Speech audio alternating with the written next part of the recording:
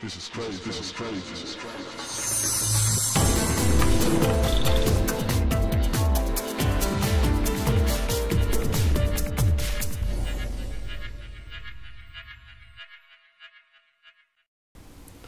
What's going on, y'all? Broadcasting live from Fort Worth, Texas. This is Creighton Wallace, and as you all know, I'll just be thinking, dog. I just be thinking, dog. I just be thinking, dog. I'm smoking green and drinking brown.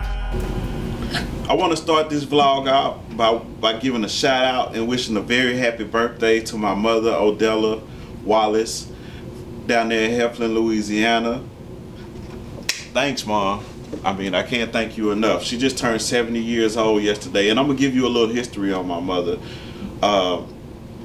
Civil rights movement activist. You know, she participated in sit-ins and whatnot when she was a student down at Grambling University, where she got her bachelor's degree at. Got a master's plus 30 from Louisiana Tech University. Was a married, proud mother of 6 children, and 4 out of her 6 children all have at least a bachelor's degree. 2 out of her 6 children have master's degrees and are teachers like she was. Mother, you have the strength of 10 men. I can only hope one day to grow up and be, well, I said grow up like I ain't a grown-ass man, but I can only hope one day to have the strength that you do. I admire you so much, and there's not just for a black kid or not just for a black girl, you're the greatest role model that anybody could ever wish for. So I just want to thank you for being you and wish you a very happy birthday. I also want to give a happy birthday shout out to the late great Malcolm X and the late great jazz musician Nina Simone. Their birthdays were today, February the 21st. I want to talk about my man Michael Giles in Tallahassee, Florida. This young man is a military veteran, has never been in trouble before, has served in Kuwait and Iraq, and was sentenced to 25 years for defending himself. Got into it with some guys at the club, got jumped. There was more than one person trying to hurt this young man, and he shoots somebody in the leg, and Tallahassee, Florida sentences him to 25 years in prison. So when you talk about racism and things of this nature, let's go ahead and keep it real, America. Let's stop acting like this is not a problem. Let's stop with that bullshit saying, oh, slavery was hundreds of years ago. You guys need to get over it, because it's still happening.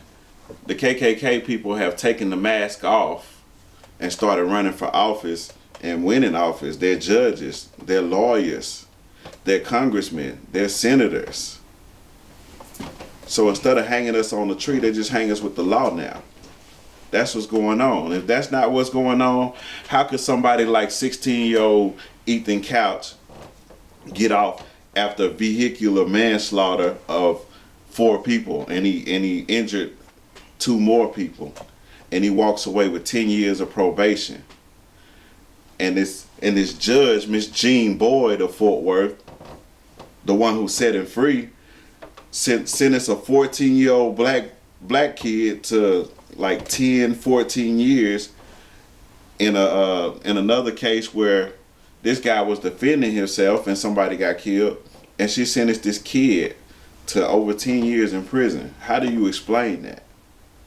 2 types of justice in America: black justice and white justice. There is no same justice for everybody. Now, a man named Dr. Noam Chomsky did a very interesting lecture called How the West Ruined Haiti, and he talked about basically how France has been doing all kinds of dirty stuff to Haiti since they liberated themselves, and America has also participated in that. That's why Haiti is the poor country that it is. It's not because the people there aren't doing what they're supposed to do. It's because people with more money than them has been making sure they stay poor. And when he talked about that, he likened that to what is being done to blacks in America.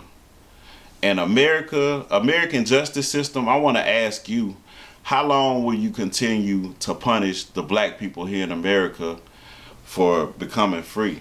We didn't set ourselves free.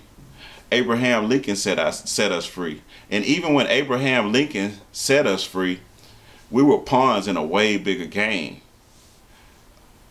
The North didn't care so much about slavery or ending slavery. The North cared about getting into the cotton trade, which the South was making billions of dollars off of our free labor. And we were just pawns in that game.